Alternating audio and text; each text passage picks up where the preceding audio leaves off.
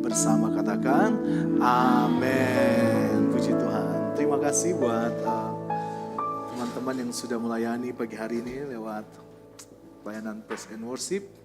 Haleluya. Nah, saya makin semangat bilang haleluya ya. Dulu katanya haleluya itu punya GPDI ya. Ternyata bukan ya. Haleluya itu bahasa sorga ya kok ya. Di dunia kita haleluya, satu kali lagi nanti ya, waktu kita tutup mata, ada lagu bilang di sorga nanti pakai baju putih, atas kepala mahkota emas. Haleluya, puji Tuhan. Kita akan memuji Tuhan katanya di sorga nanti ya. Dan terima kasih Bapak dan Ibu Gembala buat kepercayaan yang diberikan kepada saya untuk sharing atau berbagi kebenaran firman Tuhan. Kita ada di hari keempat di tahun 2026 ya. Ini adalah minggu pertama ya. Puji Tuhan. Semangat memasuki tahun ini, amin.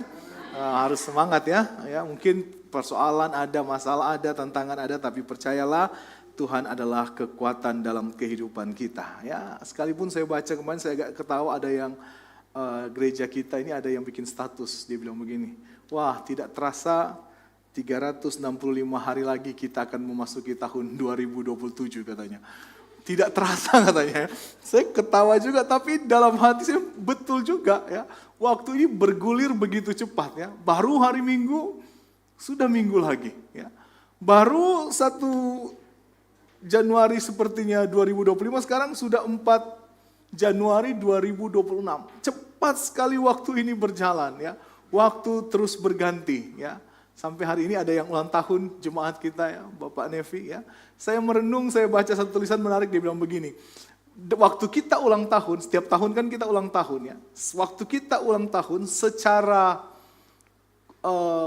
angka bertambah. Tetapi secara kuota berkurang, betul nggak ya? Angkanya bertambah, saya 38, nanti jadi 39. Tapi kalau kuota hidup saya 70 atau 80 itu sebenarnya semakin berkurang ya. Oleh sebab itu seperti renungan yang disampaikan Pastor Otniel tadi, mari kita renungkan kembali dalam kehidupan kita ya. Apa yang menjadi prioritas utama kehidupan kita. Hidup kita nggak lama, tapi bersyukur hari ini kita ada di rumah Tuhan. Haleluya, kita kembali kalibrasi hati. Artinya dia harus yang menjadi utama fokus dalam hidup kita. Kita semakin berkurang, dia yang semakin bertambah-tambah. Nah, tema kita hari ini yang ingin saya bagikan buat kita semua, ya, saya nggak mengajar, saya ingin sharing saja. Satu tema yaitu bersama Yesus. Ya. Tema kita hari ini adalah bersama Yesus. Bapak Gembala sudah mengawali di awal tahun ini, di tanggal 1, bahwa tema besar kita tahun ini adalah saya lupa bahasa Inggris ada, Years of Victory, ya gitu. Tahun kemenangan, ya. Apa tema kita tahun ini? Tahun kemenangan. Saya sampaikan lagi ayatnya dari 1 Korintus 15 ayat 57. Kita biar ingat ya. Kita baca bersama-sama. 2, 3. Tetapi syukur kepada Allah yang telah memberikan kepada kita apa? Kemenangan oleh Yesus Kristus Tuhan kita. Haleluya. Ya.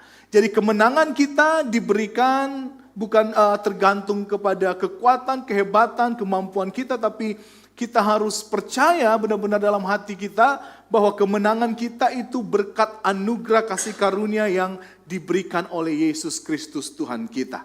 Nah, menyambung apa yang Bapak Gembala sampaikan tanggal 1 kemarin, ya, saya coba mengangkat tema ini bersama Yesus. Ya. Kita tahu bahwa sudah kumandangkan di gereja ini, Bapak Gembala sudah dibilang di awal tahun bahwa tahun depan tidak akan semakin mudah. Itu bukan sekedar karangan, tapi itu berangkat dari apa yang firman Tuhan bilang. Ya, bahwa hari-hari terakhir akan datang masa yang sukar. Tetapi bagi kita orang percaya, tahun ini kita percaya adalah tahun kemenangan bukan karena apa yang kita miliki, tapi karena kita punya Tuhan. Oleh sebab itu kita perlu benar-benar men-setting hati kita, tahun ini bahkan bukan hanya tahun ini, tahun-tahun yang akan datang, kita benar-benar perlu berjalan bersama dengan Yesus. Ada lagu lama bilang begini, bersama Yesus, lakukan perkara besar bersama Yesus, tidak ada yang sukar bersama Yesus, ada jalan keluar untuk masalahmu, untuk masalahku, untuk masalah kita semua. Yesus Anak domba Allah, juru selamat umat manusia, Yesus tabib yang ajaib. Dia menyembuhkan, dia menguduskan, dia membenarkan, dia raja. Lagu ini komplit menceritakan siapa Yesus. Dia juru selamat, dia yang menguduskan, dia yang membenarkan, bahkan dia adalah raja di atas segala raja. Kalau kita bersama dengan dia, saya percaya tantangan pasti ada, masalah pasti ada, tapi bersama dengan Yesus saya percaya kita akan melakukan perkara-perkara yang besar. Nah, saya ajak kita melihat satu cerita di dalam Alkitab dari Markus pasal 4 ayat 35. Kita akan baca bersama-sama ayat ini. Bapak, Ibu, perhatikan saya bacakan buat kita semua saja. Dari Markus 4 ayat 35, satu cerita yang sangat terkenal ya.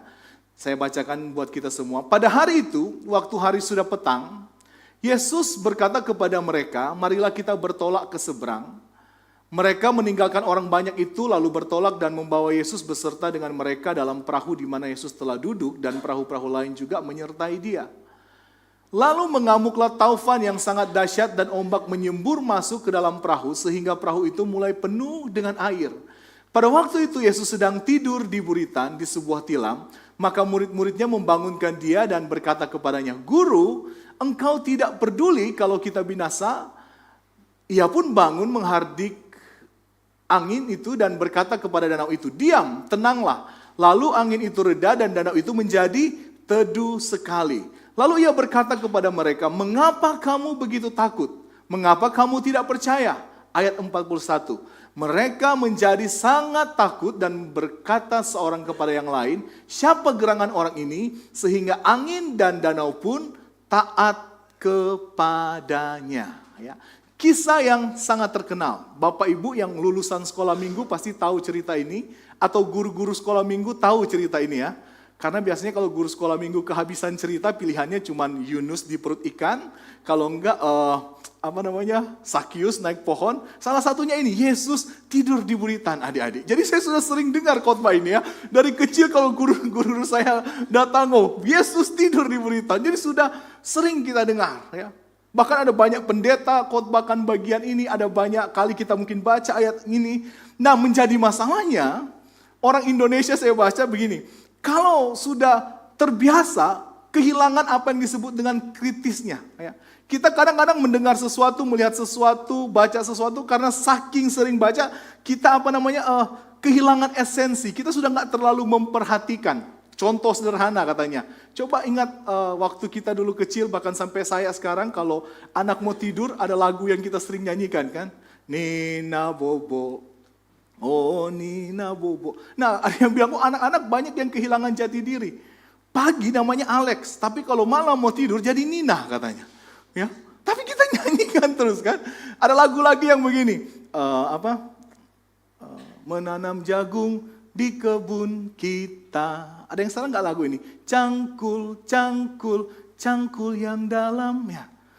Om saya itu petani jagung. Setahu saya, menanam jagung itu cangkulnya nggak dalam, cangkul sedikit baru tanam jagungnya. Tapi lagu ini bilang cangkul, cangkul. Ini mau tanam cangkul yang dalam, mau tanam jagung atau mau tanam mayat, saudara ya. Jadi cangkul. Tapi kan kita ya udah kita nyanyiin aja. Karena saking hafalnya kita kehilangan makna untuk mengerti. Nah sama kadang-kadang dengan bagian firman Tuhan.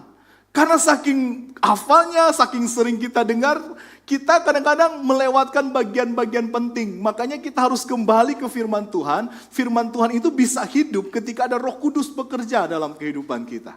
Nah, oleh sebab itu hari ini saya ingin sharing apa yang rindu saya bagikan buat kita. Dari cerita ini, ada dua hal yang ingin saya bagikan dari cerita ini. Yang pertama, itu adalah kegagalan murid-murid beriman. Kemudian tujuan Tuhan dari badai atau tujuan Tuhan dari badai atau Bapak Gembala katakan hari tanggal 1 kemarin krisis. Tujuan badai atau krisis. Nah, mari kita mulai dengan yang pertama yang akan kita lihat bersama, yaitu kegagalan murid-murid ya, untuk beriman ya. Kegagalan murid-murid beriman. Ini bukan kata saya, tapi ini kata Tuhan Yesus ya. Ayat 40 Tuhan Yesus bilang begini. Lalu ia berkata kepada mereka, "Mengapa kamu begitu takut? Mengapa kamu tidak percaya.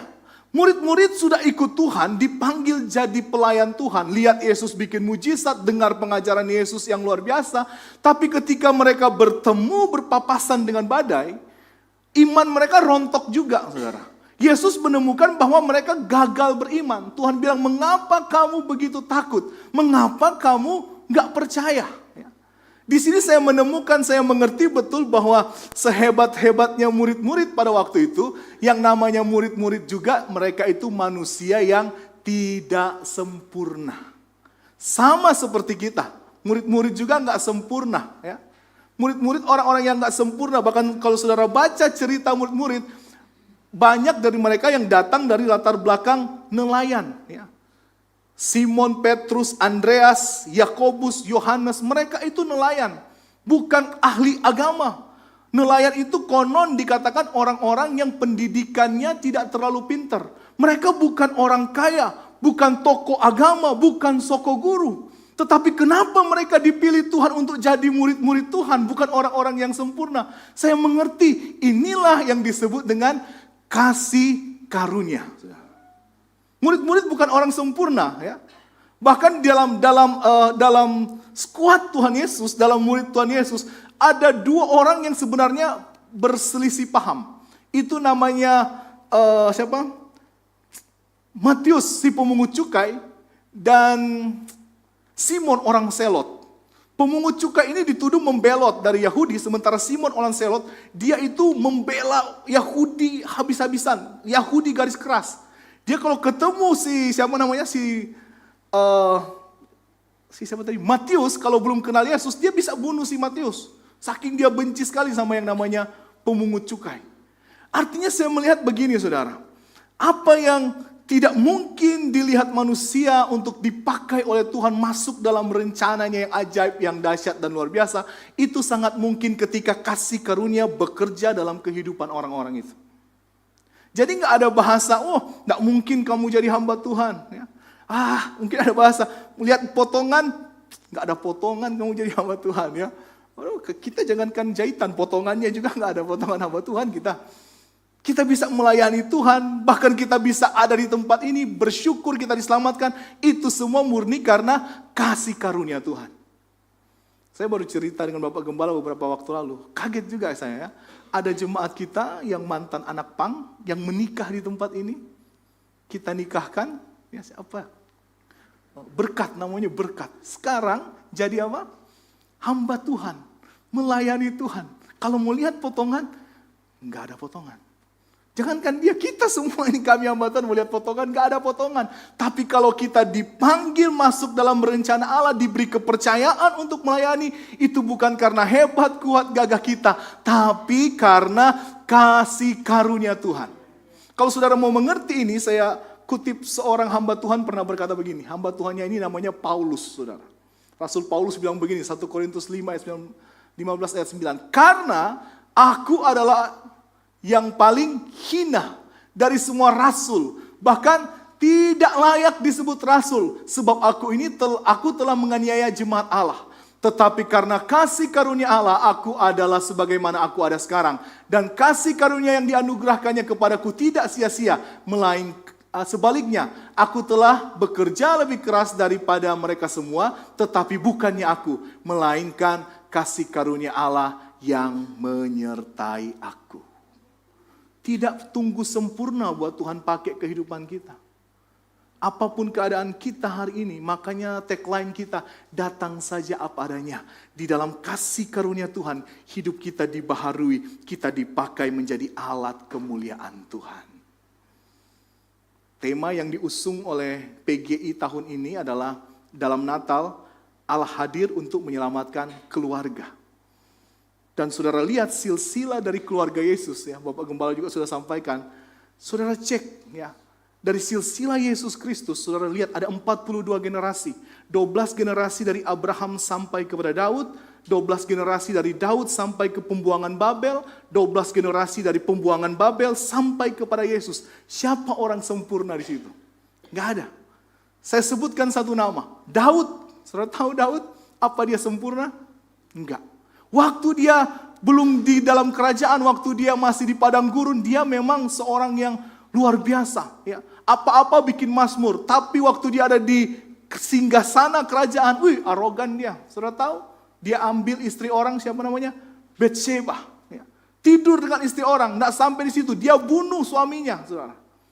Ini kejahatan yang luar biasa. Kalau kita bicara layak, kepatutan, dan kelayakan, Daud pun gak layak, saudara. Setelah itu keluarganya hancur. Dia punya anak namanya Tamar, wanita. Diperkosa sama anaknya yang lain yang namanya Amnon. Amnon perkosa adiknya Tamar. Kemudian Amnon dibunuh oleh anak Daud yang lain yang namanya Absalom. Ya. Jadi anaknya saling bunuh, saling perkosa. Kemudian Absalom pernah tidur dengan istri bapaknya, Daud ini. Keluarganya hancur berantakan dari Daud loh. Tapi yang membuat saya hancur hati kalau saya baca perjanjian baru, Yesus disebut apa? Yesus anak Daud. Bayangkan kalau mungkin orang tua kita pernah bikin kesalahan. Ya. Mungkin bikin kesalahan yang jelek. Terus itu dilabelkan kepada kita. Morten anak, papa saya namanya Yopi. Bukan Salon Yopi ya, namanya Yopi. Tapi dia mungkin punya karakter yang buruk. Malu saudara. Tapi Yesus tuh gak malu waktu dia diteriakin. Yesus anak Daud. Memang Daud kerajaan, tapi dia seorang raja. Tapi dalam kehidupannya dia pernah hancur-hancuran.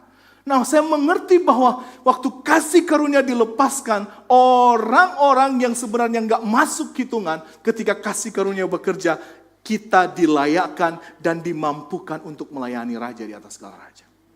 Oleh sebab itu jangan ada lagi bilang, waduh gak ada potongan dan lain sebagainya. Di dalam Tuhan kita diterima apa adanya. Ya. Nah, murid-murid gagal sebenarnya. Mereka gagal beriman. Nah, kita kembali ke Alkitab. Saya akan bagikan secara cepat. Apa yang membuat murid-murid ini gagal beriman kepada Tuhan? Ya. Yang pertama, mereka kurang memperhatikan perkataan Tuhan Yesus. Ya. Yang pertama, mereka kurang memperhatikan perkataan Tuhan Yesus. Di ayat 35, Yesus berkata begini. Pada hari itu, waktu hari sudah petang, Yesus berkata kepada mereka apa? Marilah kita bertolak kemana? Ke seberang. Yesus mengatakan kita, ya. Berarti nggak cuma sebagian, tapi semua. Dan Yesus bilang mereka bukan kayaknya kita akan sampai di seberang. Tuhan nggak bilang, kemungkinan kita cuma sampai di tengah. Enggak. Tuhan berjanji bahwa mereka akan sampai di seberang. Tapi lihat, dalam kalimat ini tidak ada kalimat bilang begini, nanti di tengah-tengah siap-siap ya, ada badai. Di tengah-tengah nanti ada gelombang. Enggak demikian. Tuhan enggak pernah sampaikan itu. Ya. Dalam perjalanan hidup kita tahu Tuhan enggak pernah janjikan akan selalu indah. Tapi Tuhan juga enggak pernah janjikan akan ada badai. Yang Tuhan janjikan apa? Dia selalu menyertai kehidupan kita. Itu janji firman Tuhan. Dan yang menarik, kira-kira ini inisiatif siapa saudara? Inisiatif Tuhan kan? Ini adalah rencana Tuhan. Ini adalah kehendak Tuhan. Kadang-kadang kita orang Kristen terpolah dalam pikiran kita. Kalau ini rencana Tuhan, kalau ini kehendak Tuhan, semuanya akan mulus, tanpa masalah. Semuanya akan baik-baik saja. Nanti dulu. Ini rencana Tuhan bukan? Tuhan yang bilang loh, kita bertolak ke seberang. Tapi di tengah jalan mereka berhadapan dengan badai. Kadang-kadang saya agak senyum-senyum kalau ada yang bilang, wah kalau pasanganku dari Tuhan, pasti perjalanan rumah tangga kami akan mulus. Nanti dulu Bapak Ibu ya. Apakah demikian? Saudara tahu Hawa itu dari Tuhan bukan? Dari Tuhan. Tapi yang buat Adam jatuh dalam dosa siapa? Hawa, saudara. Ya. Jadi bukan berarti semua yang datang dari Tuhan. Saya juga akhirnya mengerti. Kalau Tuhan izinkan kita masuk dalam pelayanan bukan berarti semua fasilitas dia siapkan. Tidak ada masalah. Semua akan baik-baik saja. Enggak, saudara. Ini Tuhan punya pekerjaan. Ini proyeknya Tuhan. Ini pelayanannya Tuhan. Toh mereka berjumpa dengan badai. Dalam rumah tangga kita diteguhkan. Dalam pernikahan kita diberkati. Bukan berarti semuanya baik-baik saja. Enggak itu, saudara. Akan ada badai, akan ada masalah, tapi nanti kita akan lihat apa tujuan dari semuanya itu. Ya. Akan ada itu, kita nggak bisa menutup diri dengan itu. Maaf, gereja kita tidak sedang mengajar prosperity gospel, Injil kemakmuran. Yang kalau ikut Tuhan, haleluya, nggak ada tantangan pasti ada, pergumulan pasti ada, badai, konflik nggak bisa dihindari. Tapi percayalah satu hal, kalau Tuhan berjanji kita sampai di seberang, janjinya itu ya dan amin. Itu yang kita pegang. Ya. Nah, murid-murid gagal sehingga mereka nggak percaya. Mereka bilang, wah, mereka dalam ketakutan, mereka dalam kepanikan. Nah, yang kedua, apa yang membuat murid-murid gagal beriman? Nah, yang kedua, saya cepat saja, saudara. Mereka berusaha dengan kekuatan sendiri. Ya, baca ayat yang ke-37, 38. Lalu mengamuklah taufan yang sangat dahsyat dan ombak menyembur masuk ke dalam perahu itu. Sehingga perahu itu apa? Mulai penuh dengan air. Pada waktu itu, Yesus sedang tidur di buritan di sebuah tilam, maka murid-muridnya membangunkan dia dan berkata kepadanya, Guru, engkau tidak peduli kalau kita binasa? Dalam terjemahan lain, kata yang saya garis bawahi merah itu, bukan perahu itu mulai penuh dengan air, tapi perahu itu sudah penuh dengan air. Jadi pertanyaan, kok bisa sudah mau penuh dengan air baru mereka bangunkan Yesus? Apa yang mereka lakukan sebelumnya? Saya percaya mereka ini orang-orang yang besar di Danau Galilea. Orang-orang yang terbiasa dengan danau itu. Saya tahu mereka sudah berusaha, mereka mungkin kuras airnya. Mereka kalau di laut itu apa kok Atek ya? Saya nggak pernah mancing. Tapi kalau saya nonton film, wah mungkin apa layarnya dikembangkan, pas pakai ini gayung sana ke sini ya. Sampai airnya mau penuh ya. Mereka sudah berusaha ya. Mereka coba kontrol keadaan. Mereka coba usaha dengan kekuatan mereka sendiri. Sampai mereka nggak mampu lagi, baru mereka datang kepada Yesus. Nah kadang kan kehidupan kita seperti itu. Yesus bukan jadi prioritas yang terutama. Kita masih pikir kita bisa kontrol yang ini, kita kontrol yang itu, kita masih kontrol, bisa kontrol semuanya. Sampai kita nggak bisa kontrol, baru kita datang kepada Tuhan. Tuhan, help me please. Tolong bantu aku. Ya. Saya suka dengan satu kalimat yang menarik bilang begini. Banyak orang Kristen menggunakan Tuhan untuk menggenapi tujuan hidup mereka, bukan menggunakan hidup mereka untuk menggenapi tujuan Tuhan. Sekali lagi, banyak orang Kristen, di Hope nggak ada ya, ini orang Kristen di lain. Biar saya nggak dimarahin. Banyak, tapi ini keras nggak apa-apa. Banyak orang Kristen menggunakan Tuhan untuk menggenapi tujuan hidup mereka. Bukan menggunakan hidup mereka untuk menggenapi tujuan Tuhan.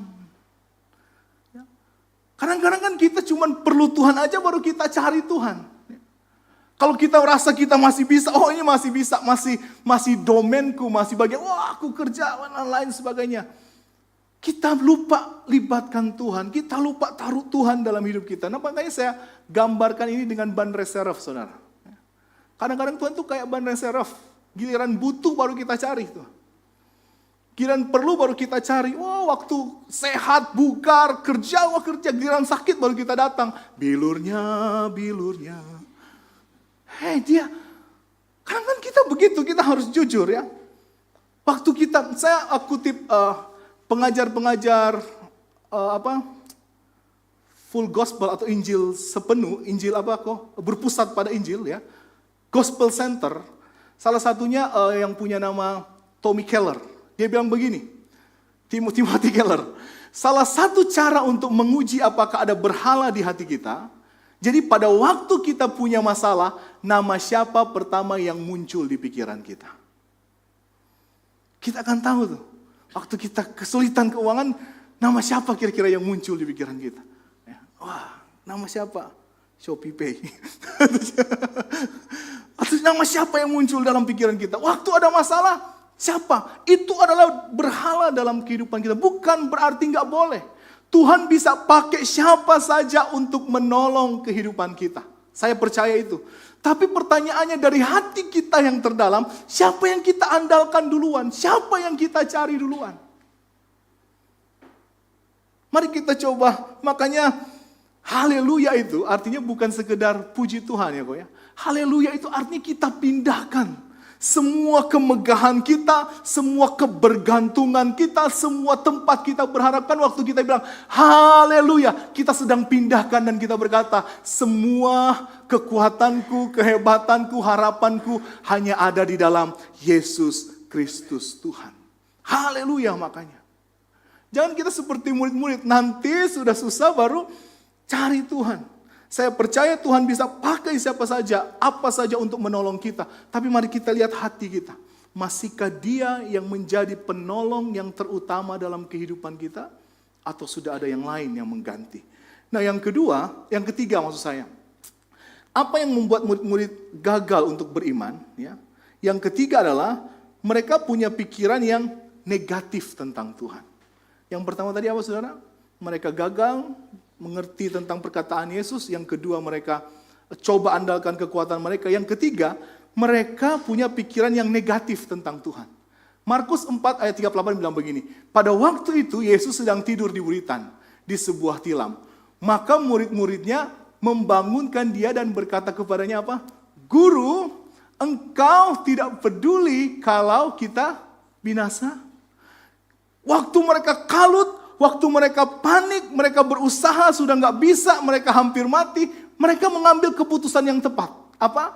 Mereka membangunkan Yesus. Kalau saudara jadi murid-murid, ya, maaf Bapak Ibu, kalau Bapak Ibu ada di situasi itu jadi murid-murid, kira-kira waktu saudara datang kepada Yesus, kalimat apa yang akan saudara sampaikan? Apa ayo? Jangan takut, yang bisa menjawab dapat sepeda Bapak Ibu. Saya percaya kita akan sepakat, kita akan bilang, tolong. Benar kan? Tolong selamatkan kami. Tapi ini murid-murid ya, dan mewakili kebanyakan orang Kristen. Yang mereka lakukan apa? Marahin Tuhan loh. Mereka bilang, gak peduli kalau kami mati. Mereka punya pikiran negatif, oh Tuhan ini gak peduli dengan kita. Ya. Kebanyakan kita, maaf Bapak Ibu, kita sudah jadi orang percaya, tapi waktu kita berhadapan dengan masalah, dengan badai, dengan problem, dengan krisis dalam kehidupan, kita kadang-kadang suka menyalahkan Tuhan. Kita punya prasangka buruk dengan Tuhan. Oh, katanya Tuhan berkati. Katanya ikut Tuhan, Tuhan jaga. Kenapa Tuhan izinkan terjadi? Tuhan gak pedulikah kalau aku binasa? Kadang-kadang kan kita suka marahin Tuhan. Ada yang pernah marahin Tuhan gak di sini? Saya pernah, saudara. Marahin, oh kenapa gini-gini? Oh, stop pelayanan kalau begitu. Stop berdoa kalau begitu. Sepertinya kita itu penting banget, saudara. Ya. Kita ini hamba, dia itu Tuhan. Dia yang pegang hidup kita, saudara. Ya. Apa hak kita buat marah sama dia? Dan ini sebuah, kalau untung Tuhan itu panjang sabar ya. Kalau saya lagi tidur, terus dibangunin, terus bilang, kamu gak peduli. Saya jadi Tuhan, saya tinggal mereka. Ya. Saya tinggal mereka, saya berenang kalau saya bisa berenang. Oh kalian ini. Tapi untung dia kasihnya besar buat kita. Kita juga kadang-kadang demikian. Suka merajuk sama Tuhan. Kita suka salah-salahin Tuhan. Tapi kalau hari ini ada, itu karena kasihnya besar dalam kehidupan kita, saudara. Kita sering ancam-ancam Tuhan. Betul atau enggak ya? Aduh, kita kan sering bilang begini. Kalau Tuhan benar mengasihi aku, nyatakan mujizatmu. Enggak perlu mujizat untuk menyatakan kasih Tuhan. Mau tahu kasih Tuhan terbesar? Disalib. Kita enggak perlu tuntut, tunjukkan kasihmu, tunjukkan mujizatmu kalau engkau benar-benar mengasihiku. Enggak, Alkitab bilang dia beri anaknya yang tunggal untuk menebus setiap dosa saya dan saudara. Itu kasih terbesar. Kasih Tuhan itu enggak tergantung seberapa besar mujizat yang kita terima, sakit sembuh, miskin jadi kaya, bukan itu. Tapi finalnya kasih Tuhan itu kalau mau tahu kenyataannya, waktu dia mati di atas kayu salib buat saya dan saudara. Itu kasih Tuhan yang terbesar. Tidak bisa dibandingkan dengan apapun. Jadi jangan pernah punya prasangka buruk dengan Tuhan. Dia Tuhan yang mau kita selamat, saudara. Makanya tadi saya senang tadi gereja kita sekarang dalam liturginya sebelum firman Tuhan ada perenungan. Jadi apa yang Pastor Othniel sampaikan membuat saya lebih smooth untuk masuk. Kita sudah diingatkan jangan cuma sekedar cari tangannya. Tapi cari wajahnya, saudara. Kalau kita nggak lihat tangannya bekerja dalam hidup kita, kita harus ngerti perasaannya. Perasaannya dia sangat mengasihi kita. Itu yang paling penting. Sehingga itu yang membuat kita tetap kuat menjalani tahun 2026 ini. Selalu nggak dijanjikan tahun ini akan mudah. Tapi kalau kita tahu kasihnya itu besar, dia sudah berikan nyawanya buat saya dan saudara. Masa untuk urusan lain dia tidak mau tolong kehidupan kita. Jangan pernah punya prasangka buruk dengan Tuhan kita. Nah, saya masuk ke bagian saya yang selanjutnya, saudara. Saya cepat saja. Apa tujuan Tuhan mengizinkan kita melewati badai atau Bapak Gembala pakai istilah krisis? Ya. Yang pertama, kita akan lihat bersama-sama, supaya kita apa? Berubah. Ya. Ayat 40 bilang begini, lalu ia berkata kepada mereka, mengapa kamu begitu takut? Mengapa kamu tidak percaya? Mereka menjadi sangat takut dan berkata seorang kepada yang lain, siapa gerangan orang ini sehingga angin dan danau pun taat kepadanya? Kata takut di ayat 40 dan 41 itu berbeda. Ayat 40 itu takut dengan keadaan, takut dengan situasi, takut dengan apa yang akan terjadi. Tapi takut di ayatnya yang ke-41 ini takut kepada Tuhan. Dengan rasa hormat, dengan rasa kagum. Terjadi perubahan ketika mereka melewati badai bersama dengan Tuhan, terjadi perubahan. Tadinya mereka takut kehilangan nyawa, takut dengan situasi dan yang sedang terjadi, tapi ketika mereka melihat kuasa Tuhan bekerja di dalam badai, ketakutan mereka berubah menjadi rasa kagum dan hormat kepada Tuhan. Jadi ini penting, Tuhan izinkan badai, krisis, situasi mungkin yang gak enak dalam hidup kita, tujuannya untuk mengubah kehidupan kita. Saya banyak kutip kalimat dari Bapak Gembala tanggal 1 ya. Kadang-kadang Tuhan izinkan ada ada proses, ada badai dalam hidup kita untuk mengubah arah kita. Betul Bapak Gembala ya? Arah kita diubah. Murid-muridnya tadinya sombong, merasa paling bisa, navigasi paling bagus, bisa kontrol keadaan, bisa kontrol cuaca. Itu adalah tempat mereka hidup dari kecil, tempat mereka besar, tempat mereka mendapatkan upah, tempat mereka makan. Tapi hari itu tempat yang sama hampir jadi kuburan buat mereka. Tapi dari situ mereka mengerti bahwa ada yang nilainya lebih tinggi dari badai yang sedang berhadapan dengan mereka hari itu. Namanya Yesus Kristus Tuhan. Sehingga itu yang membuat arah hidup mereka berubah. Lewat apa? Badai atau krisis yang Tuhan izinkan terjadi. Jadi Bapak Ibu yang diberkati oleh Tuhan. Hari ini kadang-kadang terpola dalam hidup kita ya Pak Gembala ya. Wah kalau jadi anak Tuhan kalau boleh gak ada krisis, gak ada badai. Bapak Gembala bilang kalau boleh kita tengking ya. 1 minggu ada badai, dalam nama Yesus. Badai pergi. Ya. Padahal Alkitab bilang badai itu punya tujuannya. Kadang-kadang untuk mengubah hidup kita, mengubah cara berpikir kita saudara. Ada kalimat bilang tidak ada pelaut handal yang dilahirkan di di laut yang tenang ya. Semua pelaut handal itu lahir besar di badai yang besar. Kalau Tuhan sedang izinkan ada badai yang besar terjadi dalam hidup kita, karena Tuhan mau bawa hidup kita menjadi orang-orang yang besar. Itu yang saya percaya. Makanya ada seorang hamba Tuhan, saya kutip pernyataannya, dia bilang begini, jangan minta Tuhan hilangkan badai kita, tapi minta Tuhan berikan aku kekuatan untuk melewati badai kehidupan ini. Dengan kekuatan kita gak bisa, tapi bersama Yesus kita akan lakukan perkara yang besar. Saya ingat waktu pertama kali saya TC, saudara. Istri saya tahu tempat di mana saya TC, itu ada kerinduan menggebu-gebu untuk saya sekolah Alkitab. Tapi waktu saya TC, bagi saya itu adalah apa yang saya mau bilang? Wah, tempat saya diproses, dikikis, habis-habisan, saudara. Ya. Dari kerinduan untuk sekolah Alkitab sampai saya pikir nggak jadi sekolah Alkitab, saya mau jadi pengamen aja. Maksudnya ngamen-ngamen di kafe lah. Saya punya kerinduan itu dulu. Karena waktu saya TC, gembala saya itu dididik oleh gembala-gembala senior yang keras, saudara. Jadi itu terbawa kepada pengerja-pengerjanya, termasuk saya, anak TC. Ini istri saya saksinya. Semua pengerja-pengerjanya lulusan sekolah Alkitab yang praktek di situ, mungkin gembalanya nonton YouTube ini nggak apa-apa. yang pengerja di situ 1 bulan pulang. Ya, Ibu Yasi benar ya? 2 bulan pulang. Ada yang 1 minggu minum racun, saudara. Saya yang bawa ke rumah sakit. Baru keluar dari sekolah Alkitab BJ. Karena benar-benar, diproses luar biasa. Saya ingat. Saya bisa nyanyi, tapi nggak pernah disuruh WL. Kerja saya ngurusin anak. Antar anak ke anak gembala, antar anak ke TK, tungguin bersama suster-suster yang lain. Habis itu pulang, antar ke rumah. Mandikan, setrika baju. Aduh, saya kalau mau ingat saya rasanya itu ya. Tidur itu nggak apa-apa gembalanya nonton, saya ngomong juga ya. Tidur di saudara? kursi jati. Tidak ada AC. Ada AC di gereja tapi tidak boleh dinyalakan. Harus tidur di situ, nggak dikasih bantal lagi. Saya ingat berbulan-bulan saya berbantal sebelah lengan ini, saudara. Berbantal sebelah kanan, cari posisi. Dikasih modal kipas yang suaranya juga sudah fals.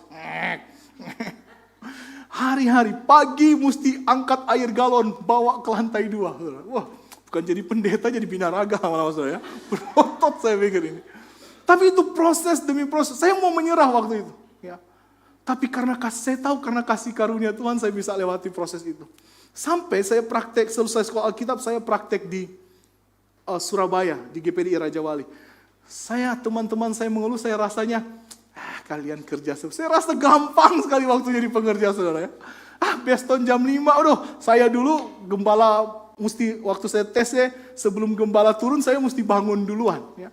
Jadi waktu saya praktek, rasanya mudah sekali. Saya disuruh urus anjing waktu itu, saya urus juga. Karena hati ini sudah dikikis lewat proses, lewat badai kehidupan. Saya ngerti waktu itu ternyata talenta yang saya miliki, karunia yang saya miliki waktu saya tes, tidak berguna, saudara. Urusan saya cuma urusan meja semuanya. Sampai satu waktu saya mengerti. Dan saya bilang, saya pulang ke Cirebon waktu itu. Akhirnya saya sebut tempatnya ya.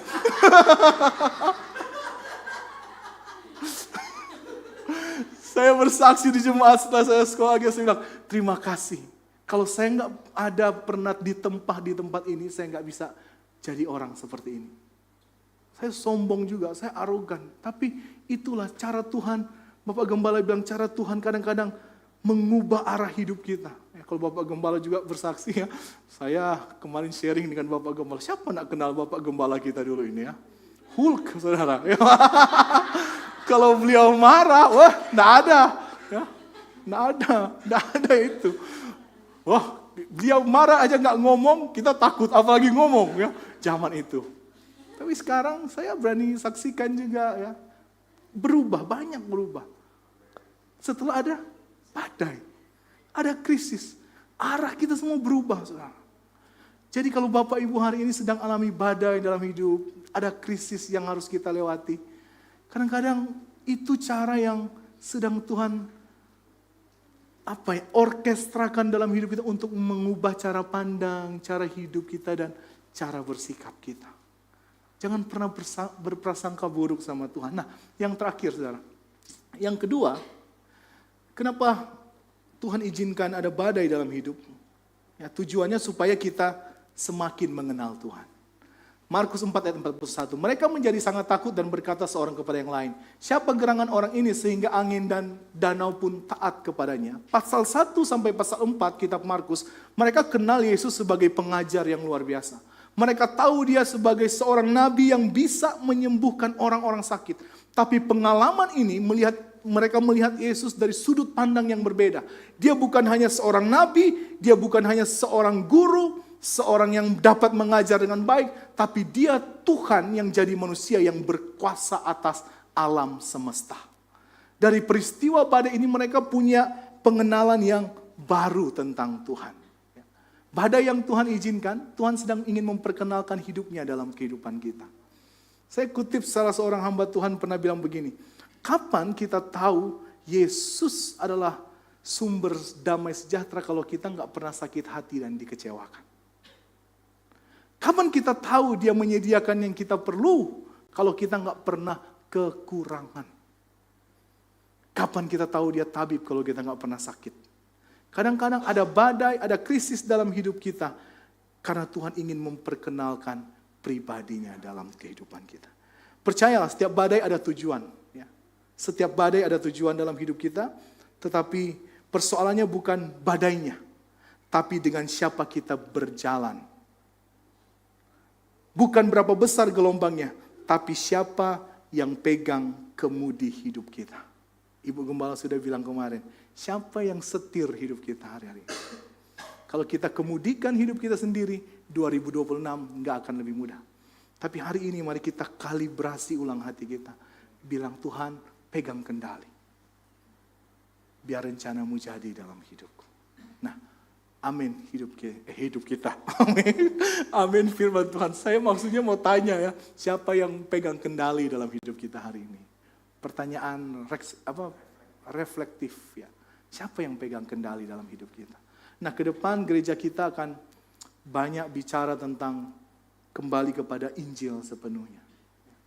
Karena kami tahu dengan motivasi itu enggak mudah. Tetapi dengan Injil dan bersama dengan Yesus, kita akan melakukan perkara-perkara yang besar. Amin, firman Tuhan. Mari saya ajak pemain musik maju ke depan. Sebelum saya kembalikan kepada worship leader, saya ingin ajak kita nyanyi satu pujian.